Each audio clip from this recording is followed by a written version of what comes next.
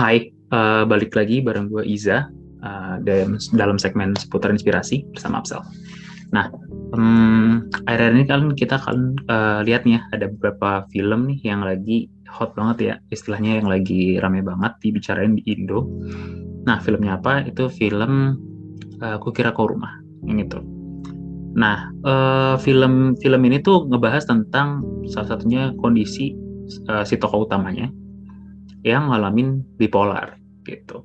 Nah, tapi sebelum kalian kalau misalkan kalian nonton film ini, mungkin kalau ada yang kalian udah pernah nonton, mungkin kalian udah tahu ya filmnya kayak gimana, dan juga mungkin ada juga yang belum tahu tentang bipolar itu apa dan pengen tahu lagi tentang lebih jauh tentang bipolar, ataupun buat kalian yang pengen nonton nih, pengen nonton film itu tapi ya pengen belajar dulu tentang bipolar itu apa.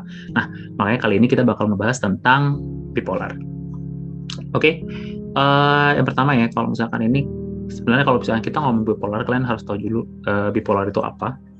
Ya, bipolar ini tuh sebenarnya gangguan kesehatan mental gitu. Tapi yang dibilangnya kalau misalkan kalian kita secara simpelnya adalah di mana orang-orang yang mengalami bipolar ini itu memiliki keadaan yang sangat bertolak belakang. Jadi uh, misalkan kalau misalkan dia kadang-kadang dia tuh harus happy banget, kadang dia sedih banget. Jadi bertolak belakang benar-benar ujung ke ujung ya, karena ya polar gitu ya, bipolar.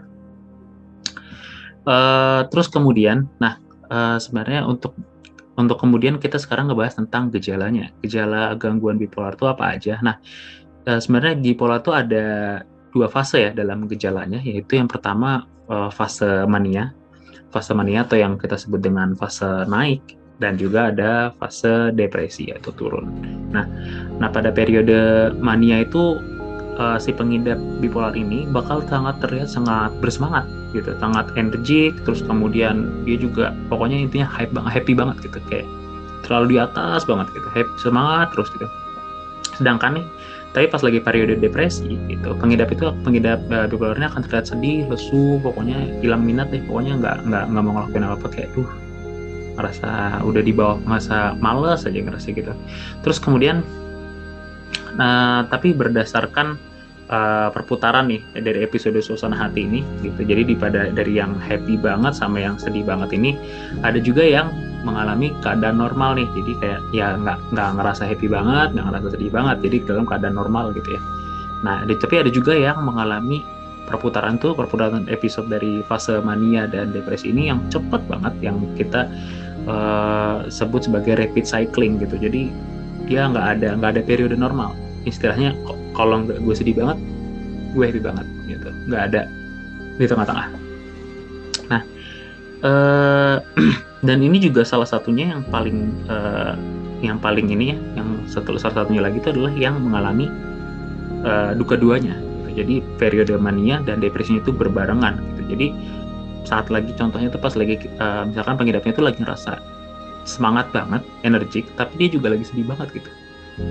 Ya emang mungkin susah untuk dipahamin kalau misalkan kita nggak ngelihat secara langsung ya gitu, tapi ini bisa kejadian gitu, dimana ada yang pengidap bipolar yang mengalami fase depresi dan mania secara bersamaan. Nah, untuk fase mania ini itu contohnya apa aja sih gitu ya? Contohnya itu ada yang terlalu bahagia, berenergi dan bersemangat ya. Yang kedua juga ada yang sangat sensitif, mudah tersinggung gitu. Jadi ngerasanya kayak aduh gampang banget tersinggung ya, kalau misalkan ada orang ngomong apa dia langsung gampang kayak kesentil aja gitu. Kemudian ada yang kurang tidur dan nggak ngerasa butuh tidur lama-lama lah gitu, kayak nggak apa-apa kok gue tidur bentar juga fine-fine aja gitu. Terus kemudian ada juga yang berbicara sangat cepat gitu. Jadi kalau misalkan dia berbicara cepat dan terus topik itu kayak langsung udah dari topik A ke B ke C gitu, nggak ada jeda, langsung cepet aja gitu. Terus kemudian berpikir bisa ngelakuin beberapa hal sekaligus. Jadi kayak misalkan orangnya ngerasa gue bisa ngelakuin hal yang ini dan hal ini, misalkan hal A dan B itu yang harusnya lakuinnya itu yang harusnya dilakukan dengan satu-satu gitu ya, dia ngerasa bisa, oh gue bisa kok langsung semuanya gitu, nggak ada masalah. Nah, tapi untuk episode depresi ya, periode depresinya ini tuh contoh-contohnya ada ketika dia sangat sedih, jadi kayak sedih, khawatir, putus asa, contohnya gitu. Terus kemudian ada kehilangan ketertarikan juga dalam melakukan kegiatan sehari-hari. Terus dia juga makan lebih sedikit dan sering ngantuk, males gitu, dan dia juga bisa juga minder gitu, ada perasaan minder, sulit konsentrasi, dan yang paling parahnya itu bisa juga ada pemikiran untuk bunuh diri gitu. Nah, sekarang kita bahas tentang penyebabnya nih. Penyebab gangguan bipolar itu ada beberapa ahli yang berpendapat kalau misalkan kondisi bipolar ini sebenarnya disebabkan oleh ketidakseimbangan dari neurotransmitter atau zat pengontrol fungsi otak nih. Nah, ada juga tapi yang berpendapat bahwa gangguan bipolar ini berkaitan dengan faktor keturunan. Jadi diturunkan dari orang tua gitu. Nah, beberapa faktor yang diduga bisa meningkatkan resiko seseorang terkena gangguan bipolar itu ada karena mengalami stres yang tinggi gitu ya. Kemudian bisa juga karena pengalaman traumatik. Kemudian bisa juga dari kecanduan minuman beralkohol atau obat-obatan terlarang.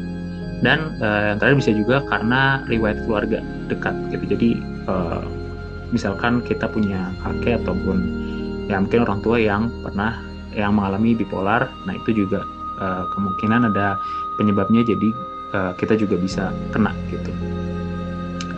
Nah, terus kemudian kalau misalkan kita tanya gini, tapi kita tuh kan nggak tahu ya apa sih kita bipolar apa enggak. Nah, tentunya kita harus cek ya gitu, nggak bisa kalau misalkan kalian misalkan mungkin gue kasih tau segini terus habis itu kalian mikir oh kayak gue bipolar gitu, nggak gitu ya. Terus kemudian atau mungkin kalian nonton filmnya dan ngerasa kayaknya gue sama kayak dia, kayaknya gue bipolar ya, enggak ya. Jadi kalian harus tetap cek ke dokter gitu, harus tetap periksa gitu, harus konsultasi dulu karena kalian bukan expert gitu ya. Jadi tapi kita kan harus tahu nih kapan sih kita harus ke dokter gitu ya.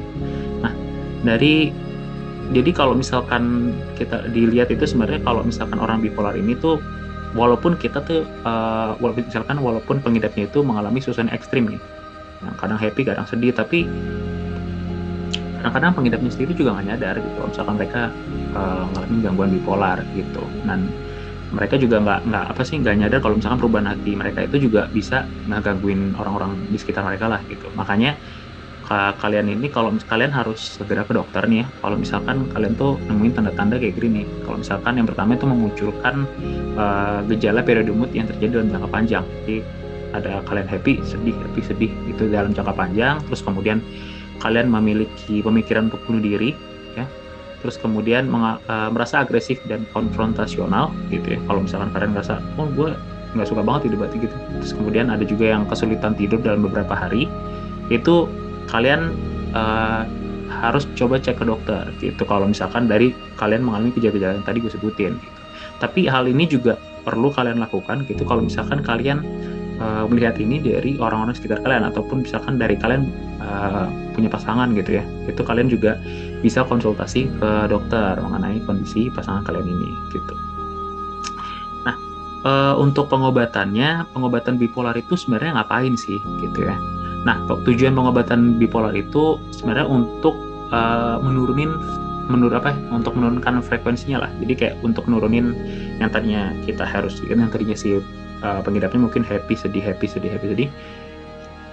Sekarang fasenya diturunin gitu. Fase terjadinya happy sedih itu yang dari episode tadi itu diturunin gitu. Jadi pengidapnya itu bisa hidup normal nih, berbaur dengan lingkungan gitu. Dan selain memperbaiki si pola hidup si pengidapnya juga si pengidap ini juga akan diberikan obat-obatan juga gitu yang barengan dengan terapi psikologis lah gitu. Nah, tapi ada juga nih yang dilakuin sama pengidap ini yang bisa dilakuin di rumah gitu. Nah, beberapa yang bisa dilakuin di rumah itu adalah yang pertama itu tidur cukup. Ya, tidur dengan cukup, mengikuti jadwal yang rutin, terus kemudian bisa juga ngelakuin aktivitas fisik jadi olahraga, terus kemudian juga membangun hubungan yang sehat dengan orang-orang yang memberikan dampak positif di hidup si pengidap tersebut gitu. Jadi bergaul dengan orang-orang yang memberikan dampak positif, yaitu tolong dijaga gitu hubungannya. Terus kemudian bisa juga mengakhiri kebiasaan kalau misalkan suka minum alkohol ataupun menggunakan zat-zat terlarang gitu. Jadi dihilangkan gitu.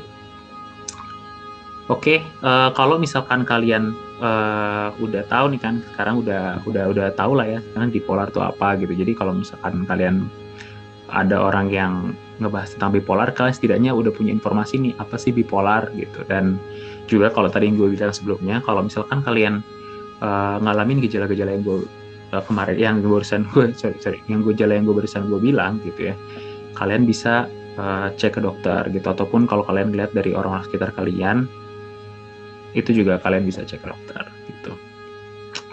Oke, mungkin segitu aja yang bisa gue bahas kali ini gitu ya.